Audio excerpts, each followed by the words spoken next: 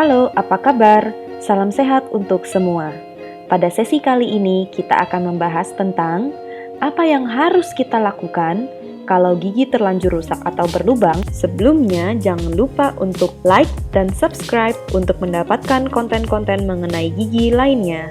Terima kasih. Menurut pengalaman Paman AG, praktek selama 4 dekade lebih serta pengasuh website penyuluhan kesehatan gigi, ada orang yang beranggapan kalau gigi yang berlubang bisa nutup lagi tanpa harus ada tindakan apa-apa. Ada juga orang yang beranggapan dengan sering sikat gigi dapat menyumpal dengan pasta gigi dan lubang bisa nutup lagi. Paman AG juga pernah menemukan seorang pasien yang menyumpal lubang giginya dengan kertas timah karena berpikir ini mirip dengan tambalan amalgam. Mungkin lubang jadi tertutup, namun proses karies jalan terus dan gigi pun tiba-tiba sakit. Dan ada lagi yang berpikiran kalau masih kecil dan tidak ada keluhan, gigi berlubang dibiarkan saja.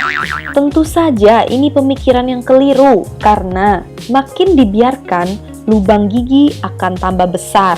Dan makin besar lubang gigi, makin banyak pula keluhan yang dirasakan, sehingga bisa terjadi infeksi dan akhirnya pembengkakan. Kesimpulan dari fakta-fakta ini, pemahaman tentang gigi berlubang atau karies dentis pada sebagian masyarakat masih kurang pas.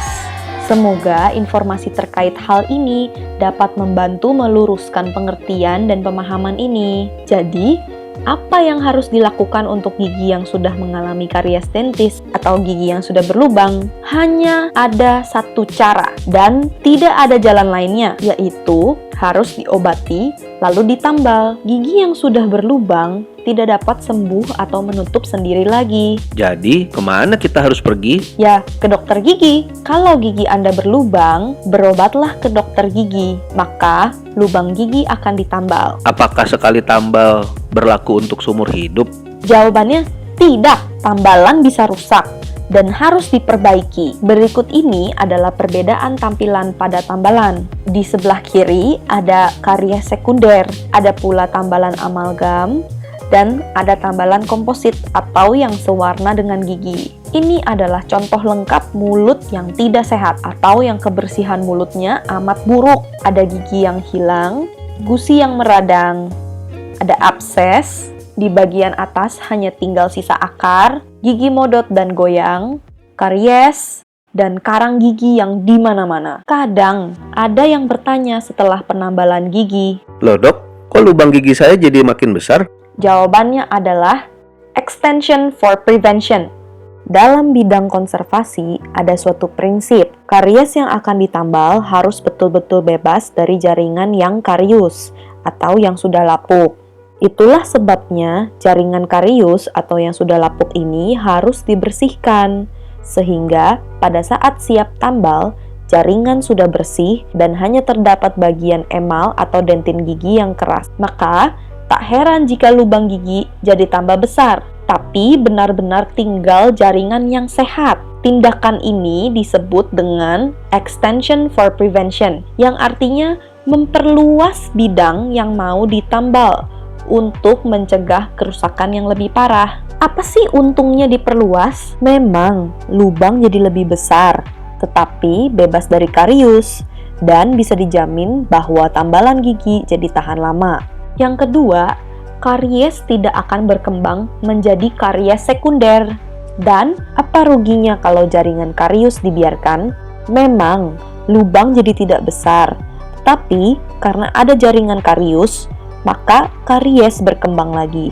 Dan jadi karies sekunder, atau karies yang terjadi setelah penambalan. Kedua, jadi gigi akan lebih cepat sakit atau kambuh lagi. Dan yang terakhir, walau dari luar tampaknya rapih, proses kerusakan di dalam jalan terus. Serba-serbi penambalan gigi. Kalau lubang masih kecil, biasa memakai bahan tambalan silver amalgam, bahan tambalan sewarna gigi atau komposit, dan bahan tambalan yang dicor. Contohnya seperti pada gambar ini, di sebelah kiri ada logam cor, sebelah kanan atas ada komposit, dan bagian bawahnya adalah amalgam. Kalau lubang sudah terlalu besar dan bagian syaraf terkena, tahap pertama yang dilakukan adalah perawatan syaraf gigi. Bisa juga dilakukan pemasangan pin atau pasak, baru setelah itu dilakukan penambalan. Dan jika lubangnya yang lebih parah lagi atau lebih lanjut, harus dilakukan rehabilitasi mahkota gigi dengan mahkota tiruan. Mari kita bahas satu persatu. Tambalan silver amalgam adalah serbuk logam yang terdiri dari timah, perak, seng, dan tembaga, dicampur dengan air raksa atau merkuri, yang baik bila digunakan sesuai indikasi dan secara tepat. Bila tidak terjadi karya sekunder, bahan ini bisa tahan sampai sekitar 20 tahunan. Namun, bila cukup besar dan tidak berdinding tertutup, tambalan ini cenderung mudah pecah karena bahan ini tidak memiliki kekuatan renggang yang tinggi. Keberatan lain terkait dengan warna yang seperti timah atau logam, terutama bila dipakai pada gigi bawah dan orangnya tertawa. Haha! Tambalan komposit atau sinar yang sewarna dengan gigi merupakan suatu campuran bahan plastik yang dapat mengeras karena penyinaran dengan sinar halogen dan yang ditambah dengan serbuk gelas atau quartz yang sangat halus untuk membuatnya lebih keras, lebih kuat, dan lebih tahan terhadap air. Warna dan sifatnya terhadap perubahan suhu amat mirip dengan gigi, sehingga terlihat sangat baik dan tidak mudah bocor di sekitar tepi tambalan. Banyak digunakan sebagai bahan tambalan untuk gigi depan, karena tambalan amalgam tentu saja kurang baik. Bila amalgam dapat dibuat sangat halus dan mudah dibersihkan, komposit sedikit lebih kasar dan karenanya tidak baik bila ditempatkan di dekat gusi.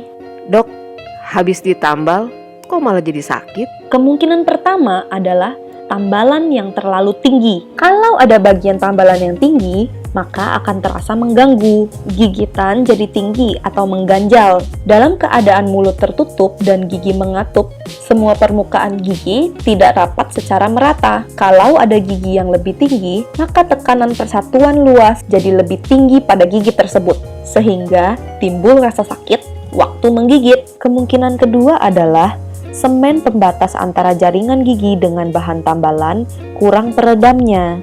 Tambalan amalgam adalah logam, yang adalah penghantar termis. Karena itu, pemberian semen yang jadi bahan perantara sekaligus pelindung menjadi sangat penting. Selesai proses penambalan, biasanya dokter Anda meminta kembali untuk pemolesan tambalan. Dok, emang harus tambalan dipoles? Jawabannya perlu untuk memastikan bahwa proses penambalan sudah tuntas dan tidak ada keluhan. Kadang-kadang timbul keluhan berupa rasa sakit karena ada tambalan yang lebih tinggi dari semestinya. Dengan pemolesan, dipastikan tidak ada lagi yang tinggi dan tambalan sudah benar-benar pas. Selain itu, memastikan batas antara tambalan dengan jaringan gigi sudah pas. Ini akan menyangkut usia tambalan. Jadinya tahan lama atau tidak. Kalau tambalan laser, gimana? Mohon maaf, sedikit koreksi. Tambalan gigi yang disinar itu sebetulnya bukan tambalan laser, melainkan tambalan sinar. Sinarnya halogen, dan bahan tambalannya adalah resin komposit alias tambalan yang sewarna dengan gigi, seperti sudah dijelaskan sebelumnya. Sebagian orang menyebutnya laser, mungkin karena lebih beken, dan hemat huruf, cuman 5 huruf ketimbang dengan halogen yang 7 huruf. Ini yang disebut ekonomi kata atau huruf. Mungkin di antara viewers, ada yang pernah mengalami hal ini tanpa sempat bertanya pada dokter giginya. Tambalan sementara tuh apa sih, Dok? Tambalan sementara adalah tindakan yang dilakukan bila setelah preparasi lubang gigi yang akan ditambal, pasien merasa ngilu bahkan sakit. Untuk meredakan keluhan ini, maka dilakukan penambalan sementara untuk beberapa waktu dengan bahan pereda rasa ngilu atau sakit. Jadi, bukan akal-akalan sang dokter untuk memperpanjang waktu perawatan ya. Jadi, bila gigi terlanjur rusak, segeralah ke dokter gigi dan dapatkan pengobatan yang tepat.